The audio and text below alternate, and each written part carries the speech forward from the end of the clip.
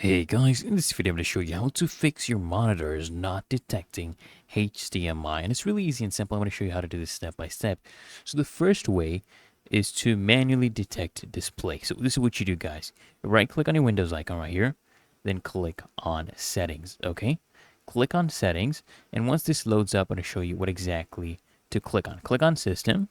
And then from here, we're going to be accessing the display settings. So click on display right here, scroll down, and you'll see this option right here that says multiple displays.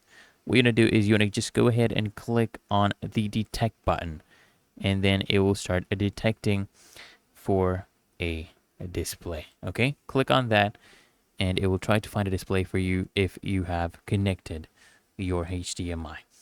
Let me close this for now. The next method is to basically go ahead and update your display driver. That may cause an issue. Basically, if you're using an outdated display driver in your computer, your Windows may have issues detecting the display over HDMI. So what you need to do is go ahead and right click right here on your Windows icon, and then go ahead and click on a device manager. Okay, so if clicked on device manager, once this loads up, you want to click on this arrow on display drivers, and it will show you your graphics card. So for me, I have the Intel HD graphics 4600.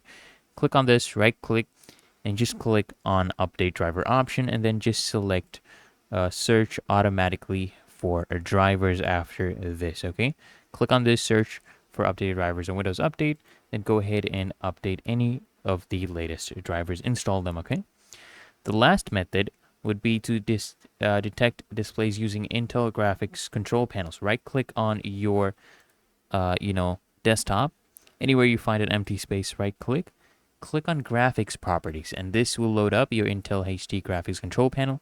Click on display right here, and then once this loads up, I'm going to show you what to do. Click on multiple displays, and what you want to do is come and click here, and if you had another monitor connected, you will see the other monitors listed right here. You just go ahead and choose that monitor and click on apply. Really that easy and simple. So I hope this guide provided value to you, and if it did, guys, consider smashing that like button as well as subscribing to find your solutions, and I'll see you in the next one.